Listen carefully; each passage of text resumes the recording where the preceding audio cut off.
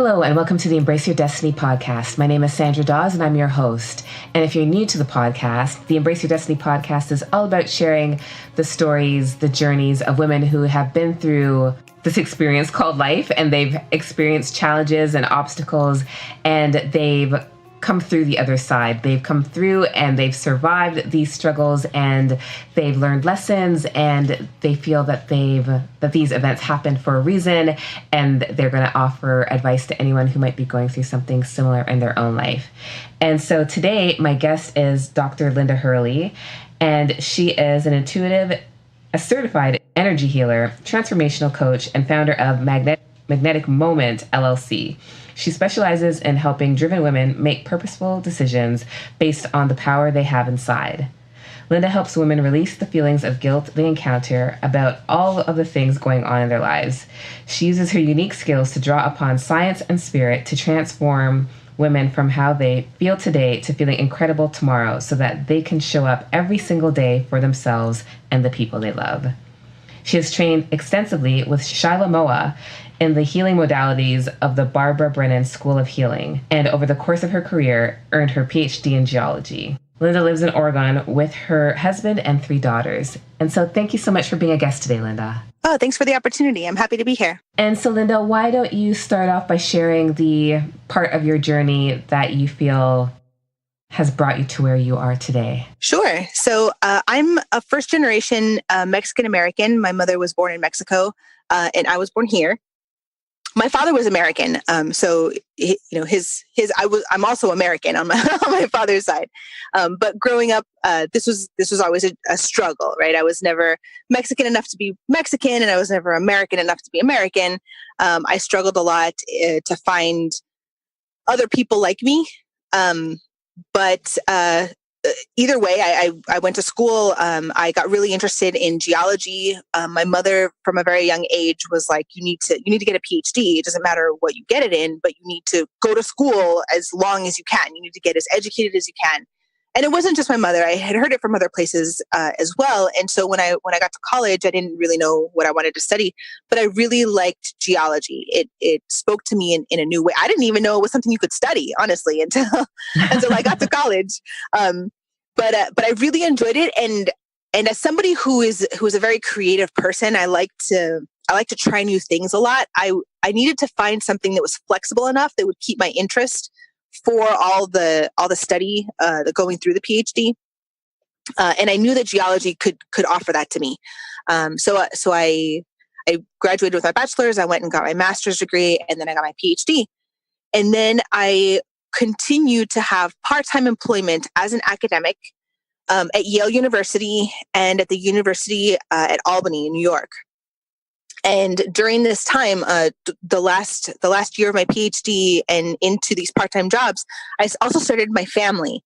So my husband and I had been married for many years, 7 years before our first daughter came along. And over the course of 6 years, we had three daughters. So we have 3 daughters, and they're each 3 years apart. And so I was determined to still have my career as a scientist, as a researcher, and to be able to have my family, because to me, my family was one part of me, right? And my academic life was another part of me. But they were both me, right? Much like I had a Mexican part and I had an American part. They were both me, but they, right. But they weren't together. Like, I wasn't just Mexican American. I was either American or Mexican, depending on where I was. I was either a mom or a scientist, depending on what I was doing. And at some point, in applying for faculty jobs, because that was my goal, was to get a faculty position at a university. One of my writers of letters of recommendation, that's part of the application process, is that you need letters of recommendation. And she reached out to me to explain to me that she could no longer support me, even though, years before, when we had worked together at the university, when we were in the same department, and I worked very closely with her, she had always encouraged me to continue to be a faculty member and to be a professor. And she thought I would be really good at it. So here we are years later, and she's telling me that she can no longer support me because I have chosen to have a family instead of focusing on my career. And it really...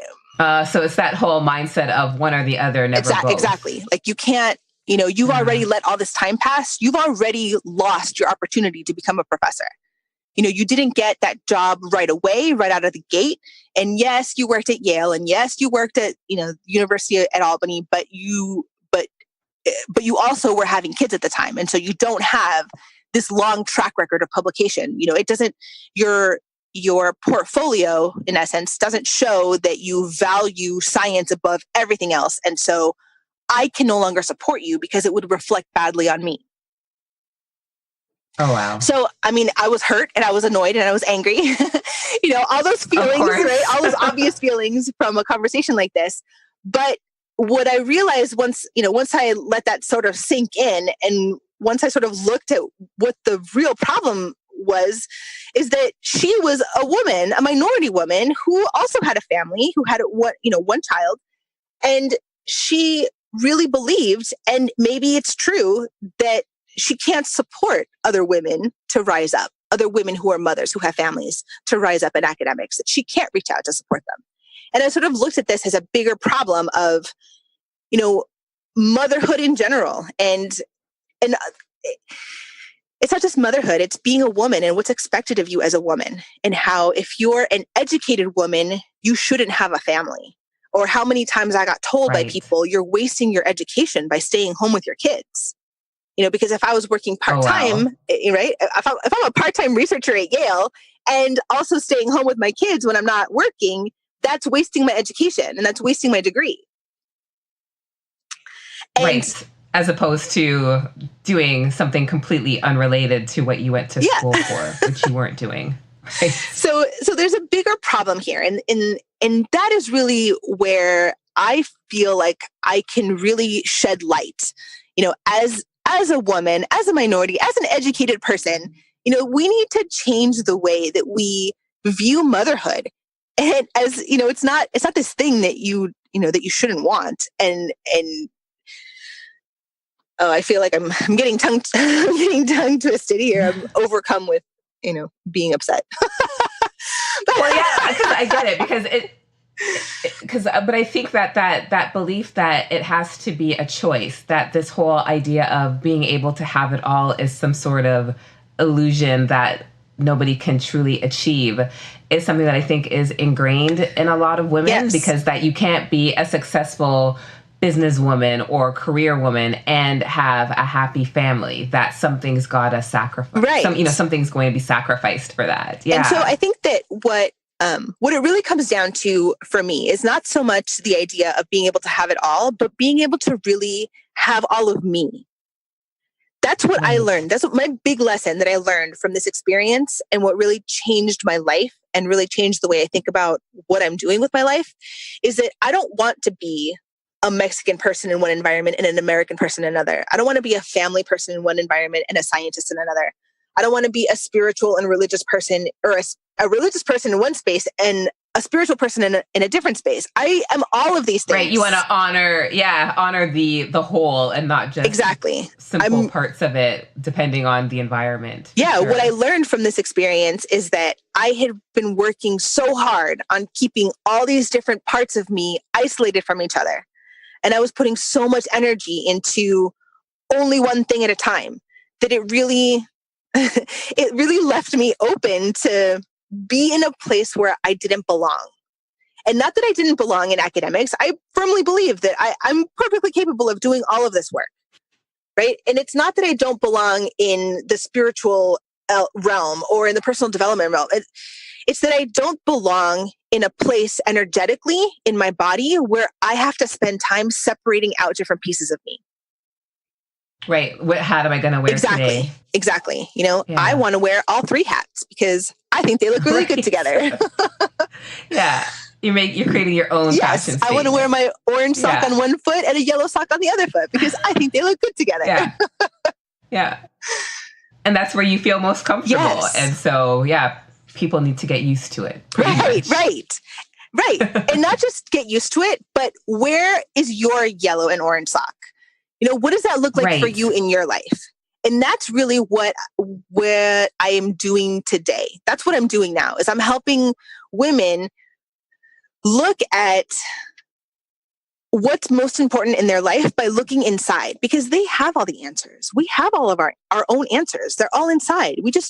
We're taught to not listen. Right. To not trust their instincts, to be more logical about everything. Yes. And to not listen to your emotions because they're not important.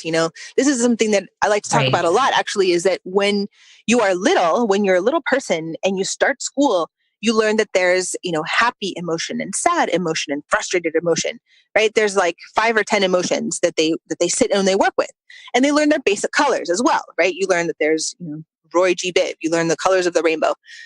And then somewhere along the line, as you go through school, somebody hands you this ginormous box of crayons, right? With 15 shades of red and 12 shades of yellow and 24 shades of green, right? And you learn that there's this giant spectrum of color, but you never learn that about emotions. And they're just as varied, and there's just as big of a spectrum as them, and we don't talk about it. And we as grown-ups don't talk about it, so how can we teach them? How can we teach our young kids? We weren't taught it because our parents didn't talk about it. And that's the kind of thing that I want to change. We need to change. We need to talk about our emotions, because our emotions is energy. It's part of our body, and it's part of, how you're going to navigate through your day has a huge, your emotions have a huge impact on how you navigate your day-to-day activities. Absolutely. And I think that in this time that we're in now, a lot of it comes back to that same dichotomy that you talk about, right? Where they're, Mexican in one space, American in another space, or not enough of either one. And I think that it's the same with these positive and negative emotions, Absolutely. Right? Is that we've got all this emphasis on, positivity, and, what you focus on expands, the law of attraction stuff. And I think that a lot of people are misled to think that they're not allowed to have negative thoughts, right? And that you should be careful about having those negative thoughts, because if you have them for too long, then more bad things will happen to you. And it's like, my goodness, right? Have that and then you start to feel all the guilt, pressure. Right? Because you're having these bad thoughts, and it's like, whoa, it's not about the guilt. But you have to.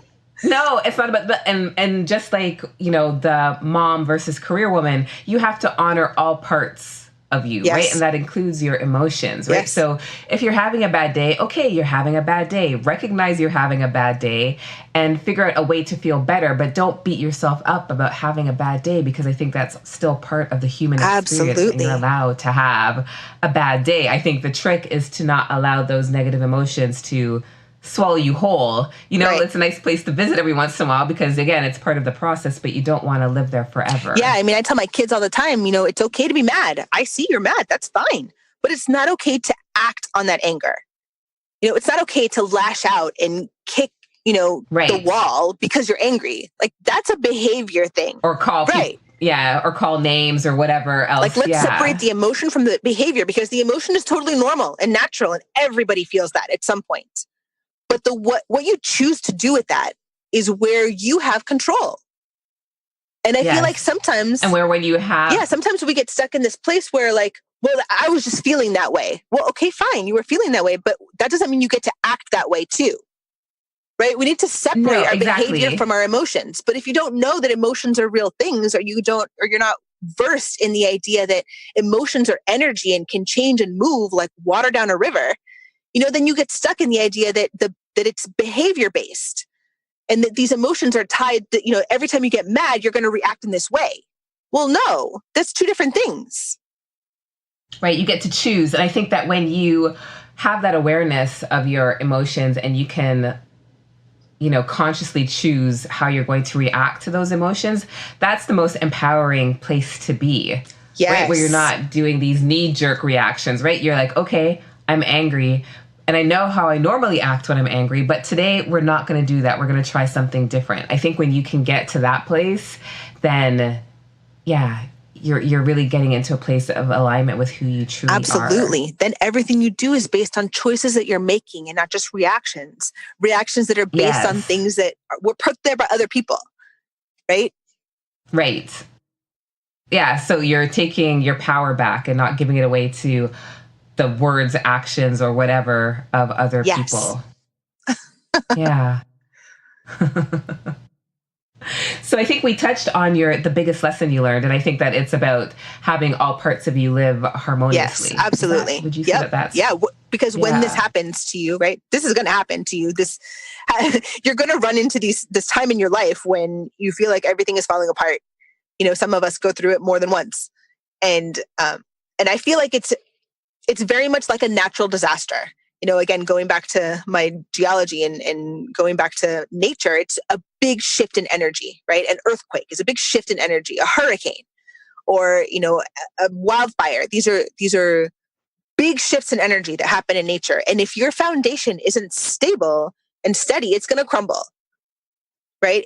And not only that, there's going to be a giant chain reaction. Like, you know, the hurricane comes and there's the damage from the hurricane, but then the flooding comes afterwards. And then once the water subsides, what's left over, right? When the water subside, you get to choose which pieces you take with you and which pieces you let behind, you let just be. Yeah. And I think that that's where the problem is, because we're trained to look outside for what those reasons are. And nobody outside is going to know what's right for you. When I started doing this work, I was terrified of what other people were going to think. I was terrified of what my professors were going to say. I was terrified of what my family was going to think.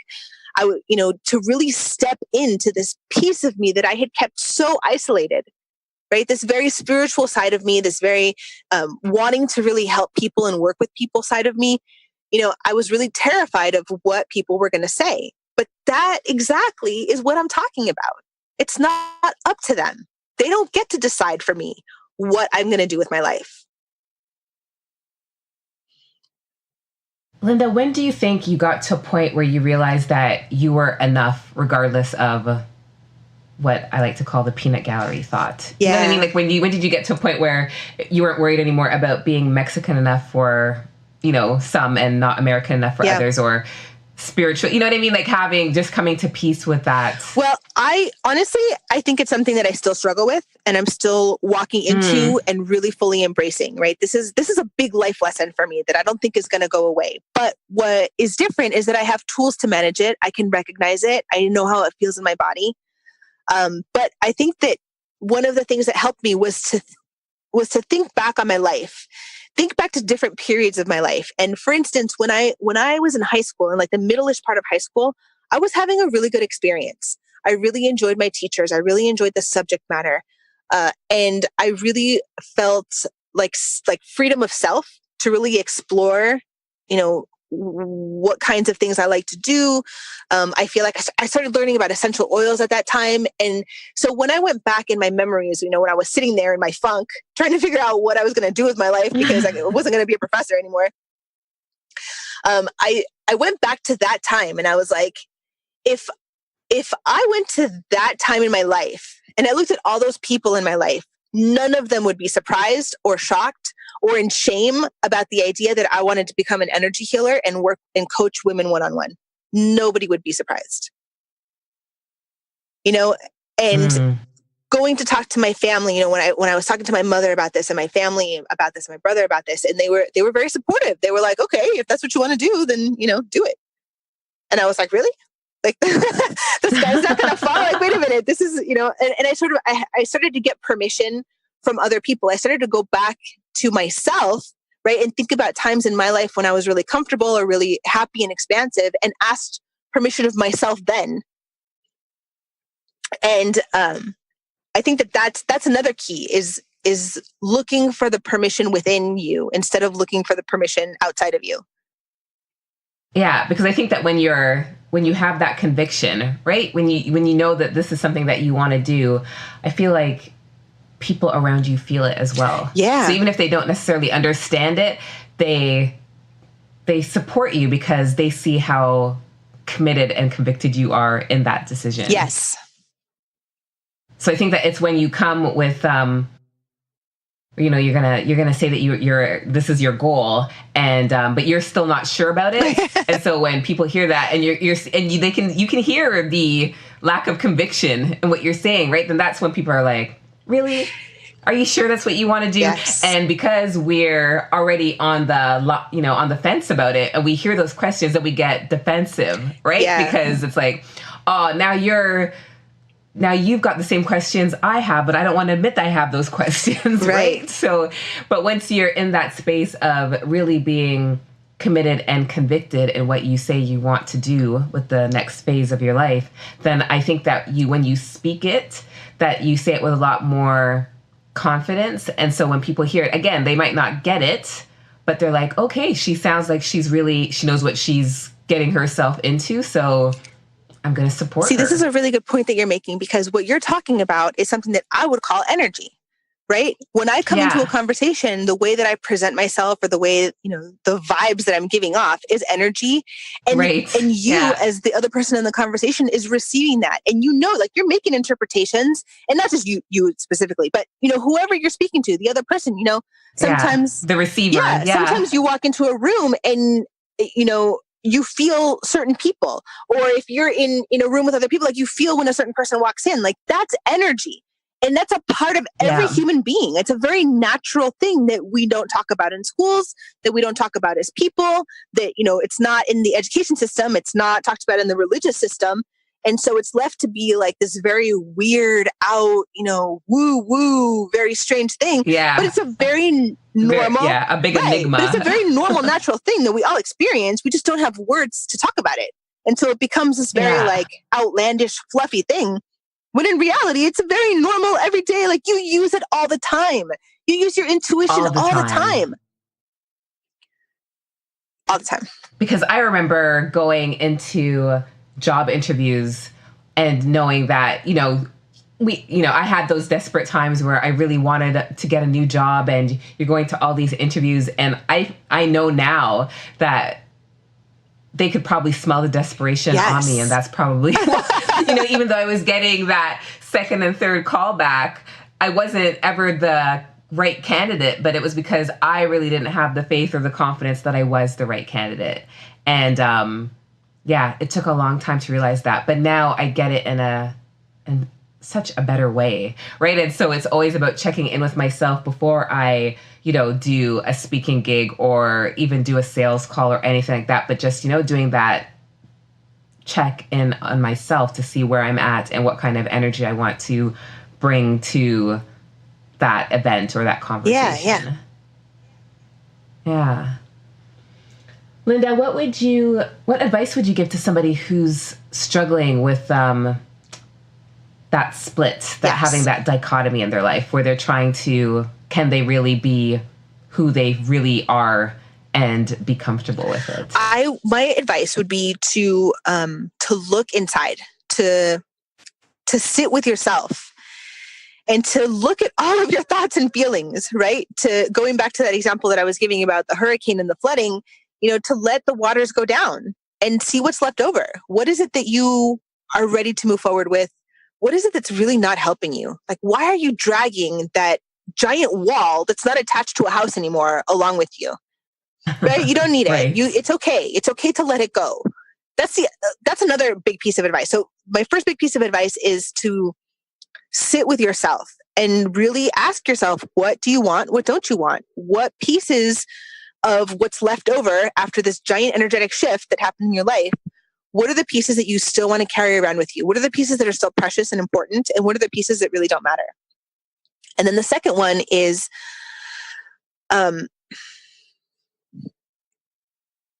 no, I lost it.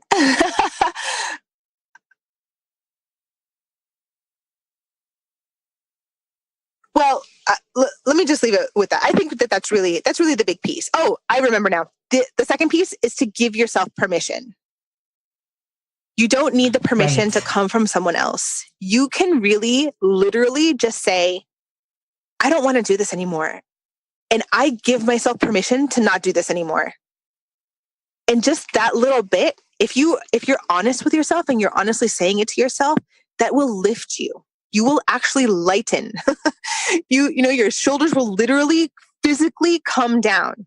There's going to be a physical reaction in your body to you being able to acknowledge what it is that you want and give yourself permission to want that. Yeah. And be willing to do what it takes to make it happen. Yes. Then that's what you do with it, right? Once you're in a place where you can see what it is that you want and what it is that you don't want, then you can start to take action. But if you just start taking action, like if you going back to the hurricane, and the floods have gone, right? The floods have subsided, and you just go in and you're like a bulldozer, and all you're doing is just moving and building everything back up and just pushing through everything. There's going to be cracks, right? There's going to be parts that have mold. There's going to be parts of the foundation that are not steady. So when the next storm comes, it's going to crumble, right? So if you're in a place in your life where your same areas keep crumbling, that's your inner wisdom trying to pull your attention to something that's important for you. That's right. To strengthen those pieces so that you don't end up running into the same problems over and over again. Yes, repeated patterns in your life are absolutely your inner wisdom telling you that there's something is not running smoothly for you. There's something you're not getting. There's work to do. There's work to do. Right. Yeah, I think that's so important, right? Because it's like going on a road trip and just saying you want to go to New York City, but not having an exact, where are you going to stay? What are you going to do when you get there, right? Yes. You need to have some clarity on the things you're trying to work towards, or you can be doing a lot and getting very little done. Right. You don't want to just be spinning your wheels and never make it out of, California or wherever, if you're driving across country. Right, exactly. I think it's fine to not have a step-by-step plan. Like you're not always going to be in a place in your life where you know exactly what town you're going to sleep in along the way. But if you know where you're going, maybe sometimes you'll camp out, and maybe sometimes you don't quite get there. And maybe some days you drive like 3 states when you didn't think you would.